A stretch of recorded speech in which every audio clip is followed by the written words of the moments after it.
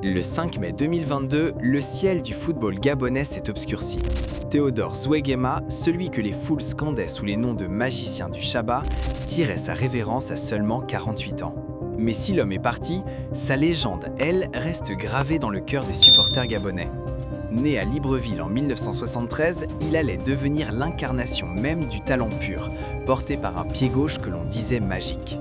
Le voyage commence au Gabon, où Zouéguéma s'impose très tôt comme un géant. Sous les couleurs de l'USM Libreville et de Bilinga FC, il collectionne les trophées. Champion du Gabon en 1996, il soulève la Coupe nationale à plusieurs reprises, 1991, 1997. En 1997, le fils prodige s'envole pour l'Europe. Il rejoint le SCO Angers en France. S'il n'y reste qu'une saison, disputant 28 matchs pour 4 buts, ce passage est crucial. Il prouve qu'un talent gabonais peut s'adapter aux rigueurs physiques du vieux continent. Ce tremplin l'emmène vers la Tunisie, puis au Sporting Braga au Portugal, où il continue de porter haut les couleurs de son pays. Pourtant, c'est vers sa terre natale qu'il revient pour finir en beauté. Avec le FC 105 et le Delta Téléstar, il enrichit son palmarès d'une ultime Coupe du Gabon en 2006 et d'un titre international avec la Coupe Unifac en 2004. Mais c'est lorsqu'il enfilait le maillot jaune des Panthères que Théodore devenait un mythe. Entre 1995 et 2005, il a été la frayeur de toutes les défenses africaines.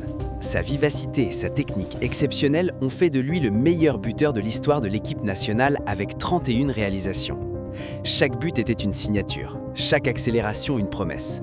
Membre incontournable de la sélection lors de la CAN 2000, il a porté les espoirs de tout un peuple pendant une décennie. Zouéguéma n'était pas seulement un attaquant, il était l'âme d'une équipe qui se battait avec élégance. Même après avoir quitté les terrains pour devenir dirigeant de club en Guinée équatoriale avec le Futuro Kings FC, sa passion est restée intacte.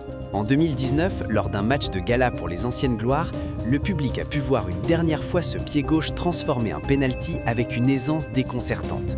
Il avait alors prononcé ces mots qui résonnent aujourd'hui comme un testament. La seule différence avec moi, c'est l'esprit ne vieillit pas, mais c'est le corps qui vieillit. Théodore Zouéguéma nous a laissé un héritage d'abnégation et de génie. Il reste pour l'éternité le magicien qui a fait rêver le Gabon. Selon vous, Zouéguéma est-il vraiment le meilleur footballeur de l'histoire du football gabonais? Donnez votre avis en commentaire.